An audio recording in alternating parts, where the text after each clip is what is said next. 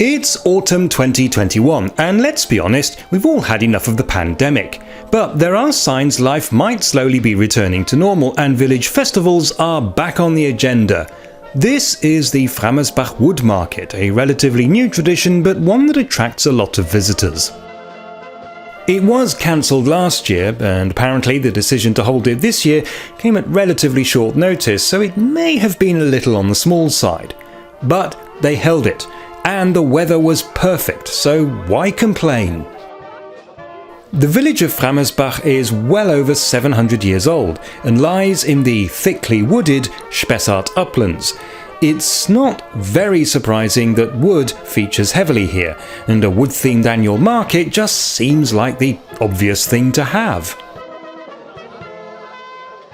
It's not just wood, of course. All kinds of local businesses are represented here, taking the opportunity to advertise themselves in an age and, let's face it, a global health crisis in which the convenience and perceived safety of online shopping threatens to close them down.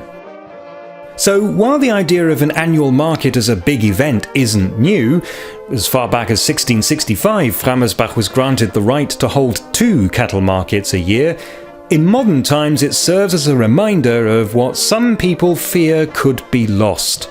The sense of a local community where people can meet and even socialise as they go about their daily routine. There was even a small delegation from Framersbach's twin town of Orbec in France, bringing local cheeses and a large amount of flour, which I was told was baked into fresh French bread in a Framersbach bakery. Confusingly, while Orbec is also twinned with an English town called Kingstainton, Framersbach isn't. Instead, it is twinned with a Hungarian town called Mecsegnád.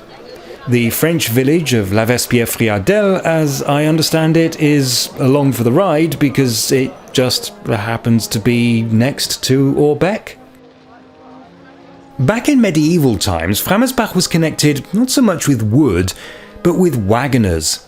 These were people who transported goods and people along trade routes, and wagoners from this village were known to merchants as far away as Antwerp.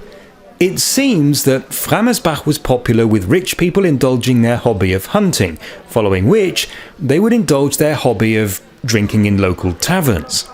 And so it was that they got to know the locals and entrusted them with the important task of bringing expensive things and important passengers safely from one place to another place.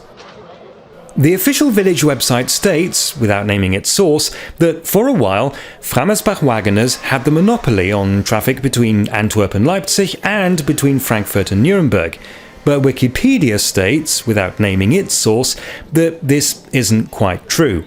However, the Framersbach Wagoners Guild did once have as many as 500 wagons and 2,500 horses, and definitely dominated the industry.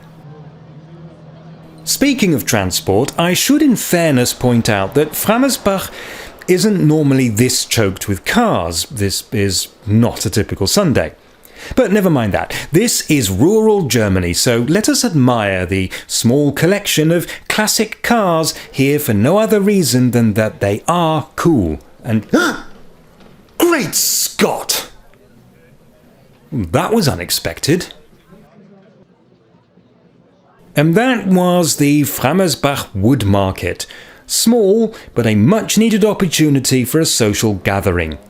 And the chance to constantly bump into your in-laws, which is what in-laws are apparently for.